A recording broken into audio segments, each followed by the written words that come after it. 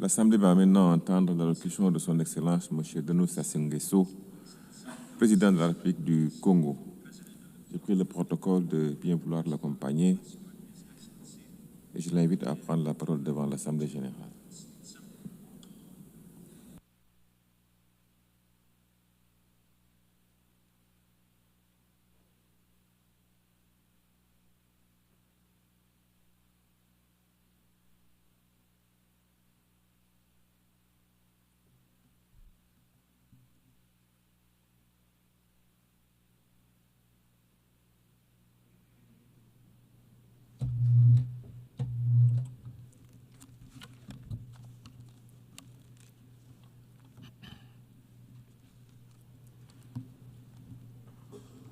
Madame la Présidente de l'Assemblée générale,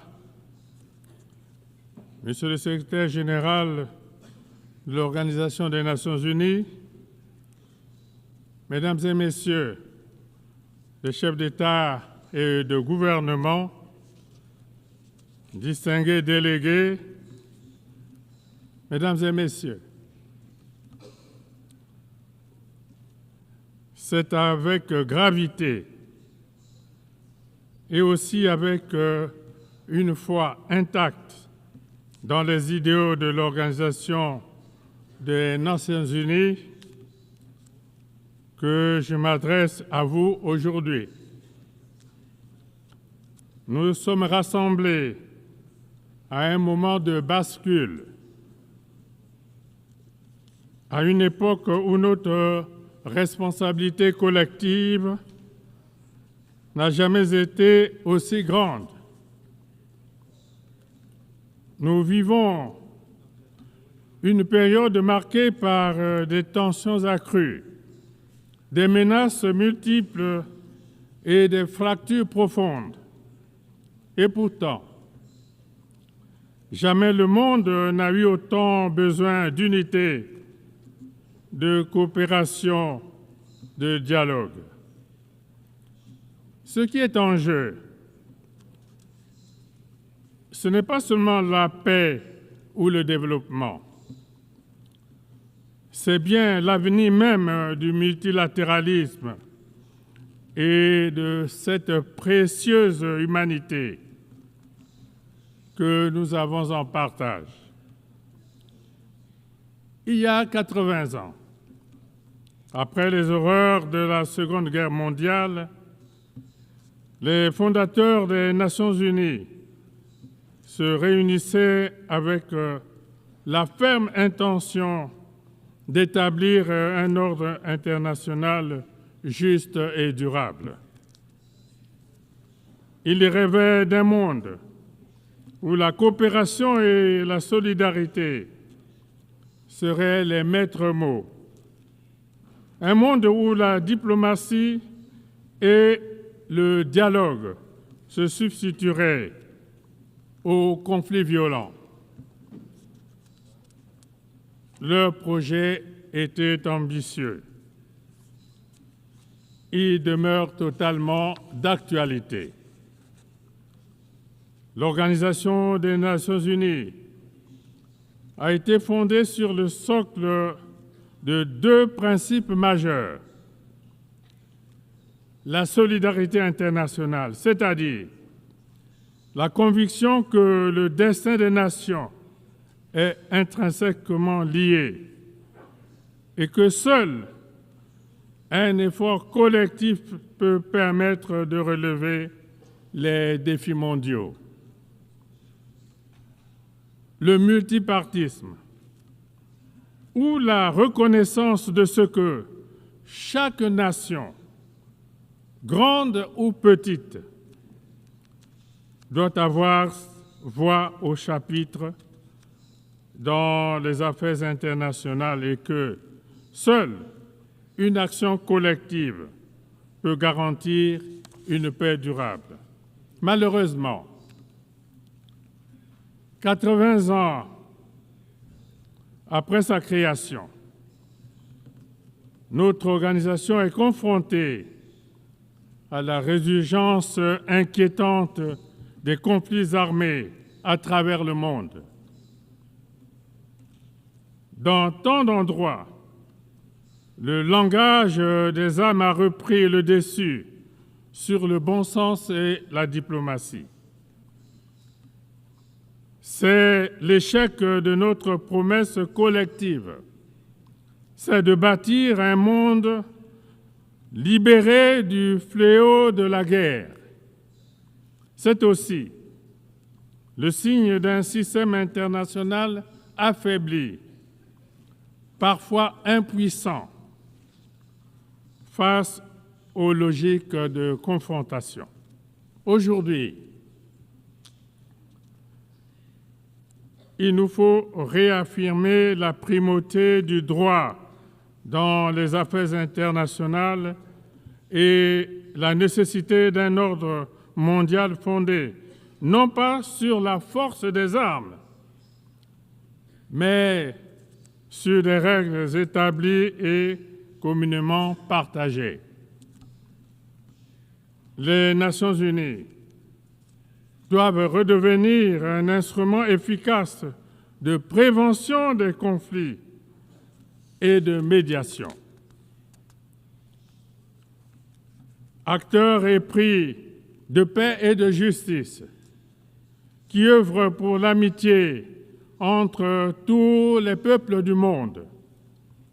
Le Congo soutient la coexistence pacifique, la tolérance réciproque et la compréhension mutuelle.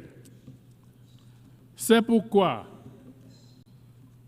au Moyen-Orient, mon pays soutient sans réserve la solution à 2 États, israélien et palestinien, vivant côte à côte en paix.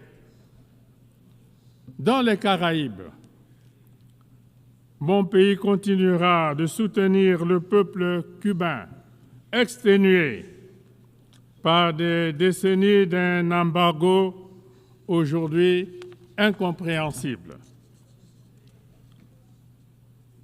Les tensions commerciales, technologiques et géopolitiques entre grandes puissances et dont nous sommes aujourd'hui témoins fragmentent évidemment notre monde et alimentent la méfiance entre les nations. Elles affaiblissent les chaînes de solidarité internationale et compromettent notre capacité à relever ensemble les grands défis globaux avec de grandes conséquences sur les économies des pays en développement. Cela se traduit notamment par l'instabilité des marchés, l'augmentation des prix des matières premières et des perturbations récurrentes sur les chaînes d'approvisionnement. Or, pour compréhensible qu'elle puisse être, la compétition économique ne devrait pas se transformer en une confrontation systémique. L'une des grandes réussites des Nations unies a indubitablement, indéniablement été d'établir une plateforme solide de coopération entre les nations. Mais aujourd'hui, ce multilatéralisme est menacé par des égoïsmes nationaux et par des politiques unilatérales, source de crises diplomatiques préjudiciables. Cette tendance doit être inversée parce que les défis mondiaux que nous affrontons, notamment le changement climatique, les pandémies et l'insécurité alimentaire, nécessitent une réponse mondiale solidaire, cohérente et concertée. La République du Congo croit fermement qu'une organisation des Nations Unies plus forte et plus efficace est la condition indispensable pour préserver la paix et garantir le développement durable. C'est pourquoi nous en appelons à une réforme de ces organes, à commencer par son Conseil de sécurité, afin de les rendre plus représentatifs, plus transparents et plus proches des réalités de notre monde. On le voit bien, le Conseil de sécurité, dans sa composition actuelle, ne reflète plus les équilibres géopolitiques de notre monde. Il est donc urgent de le réformer, non pas en théorie, mais en pratique. L'Afrique ne peut plus rester marginalisée. C'est un continent de plus d'1,4 milliard d'habitants. C'est un continent d'avenir, de jeunesse, de potentiel, auquel nous devons aujourd'hui garantir une participation pleine et entière aux décisions mondiales. Je le dis avec force, l'Afrique mérite une représentation permanente au sein du Conseil de sécurité des Nations unies.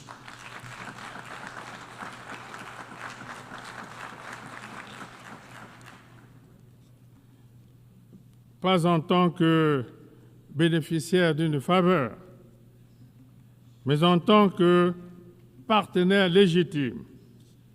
C'est l'appel solennel que la République du Congo lance du haut de cette tribune. Il nous faut inventer un multilatéralisme plus intelligent, plus efficace, plus proche des aspirations des peuples, plus représentatif des réalités du XXIe siècle. Ce multilatéralisme doit aussi se traduire en actes concrets, en résultats tangibles, en solutions durables. Les peuples du monde ne nous jugeront pas sur nos discours, mais sur ce que nous aurons su accomplir ensemble. Madame la Présidente, Mesdames et Messieurs, il ne peut y avoir de paix durable sans développement et inversement. La pauvreté, les inégalités, le chômage des jeunes, l'exclusion sont des terreaux dont se nourrissent les frustrations, l'instabilité et l'extrémisme violent. Nous devons honorer nos engagements pour le financement des objectifs de développement durable et mettre fin aux mécanismes qui étranglent les économies vulnérables, comme la dette insoutenable ou les règles commerciales inéquitables. La solidarité internationale reste essentielle pour permettre aux pays en développement de réussir leur transition vers un avenir plus prospère. C'est pourquoi nous devons investir massivement dans l'éducation, la santé, l'agriculture, les infrastructures, les technologies nouvelles, l'intelligence artificielle, etc. Le défi climatique nous interpelle très fortement aujourd'hui. Il transcende toutes les frontières, tous les clivages et toutes les idéologies. Il frappe déjà nos villes, nos campagnes, nos écosystèmes. Il aggrave les conflits, détruit des cultures millénaires et pousse les familles entières sur les routes de l'exil. Face à cela, nous n'avons plus le droit d'agir en ordre dispersé. Nous devons partir en rang serré, dans la solidarité et avec détermination. Cela implique le respect des engagements de l'accord de Paris, un soutien massif à l'adaptation pour les pays les plus vulnérables et une transformation profonde de nos modes de production, de consommation et de financement. C'est l'occasion de saluer l'adoption par l'Assemblée générale des Nations unies de la résolution sur la décennie mondiale du boisement et du reboisement que mon pays a initiée comme l'une des solutions susceptibles de faire avancer notre combat commun en faveur de la préservation de l'environnement et l'atténuation des ravages liés au changement climatique. Le climat ne doit pas devenir un nouveau facteur de division nord-sud. Il doit être un facteur d'unité mondiale, un motif de solidarité planétaire, le mobile d'une espérance partagée. Madame la Présidente, Mesdames et Messieurs, au moment où les nations du monde sont confrontées à de graves défis, certains de ces défis ayant clairement un retentissement existentiel, voilà que s'enclenche une nouvelle et inquiétante course aux armements. Les dépenses militaires mondiales atteignent aujourd'hui des niveaux records, alors même que des millions d'êtres humains vivent dans l'extrême pauvreté, avec un accès réduit à l'eau potable, à une éducation de qualité et aux soins de santé primaire. Des traités sur le désarmement sont remis en cause, tandis que la prolifération des armes de destruction massive, notamment nucléaires, revient au cœur des préoccupations. Cette dérive est dangereuse à tous égards. Elle ne rend pas notre monde plus sûr, bien au contraire. Elle expose aux périls les plus graves, dont le risque d'une conflagration généralisée qui échapperait à tout contrôle. Fidèle à son engagement en faveur de la paix et de la sécurité internationale, la République du Congo réitère son appel en faveur d'un désarmement mondial. Le moment est venu de nous investir tous dans la recherche de solutions qui renforcent notre sécurité collective, la stabilité et la prospérité de tous les peuples, plutôt que de nourrir le cercle vicieux et destructeur des conflits et de la violence. Madame la Présidente, Mesdames et Messieurs, dans ce monde instable, beaucoup doutent aujourd'hui, beaucoup s'interrogent. les Nations unies sont-elles encore utiles? Servent-elles encore à quelque chose? À cela, je voudrais, du haut de cette tribune, répondre clairement oui. Oui, les Nations unies sont même indispensables, mais à une condition, à savoir qu'elles sachent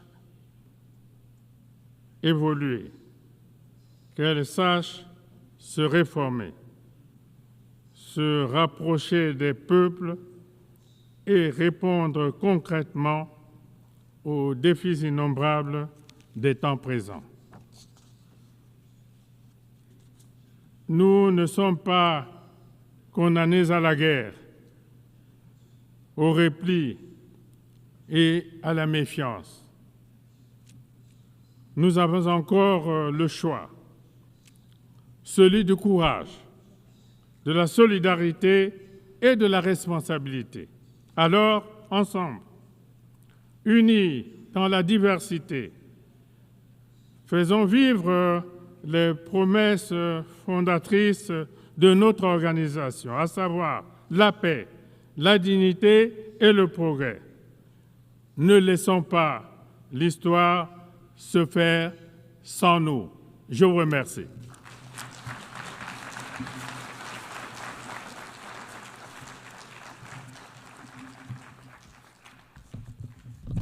Of the Assembly, I wish to thank Je remercie le président de la République du Congo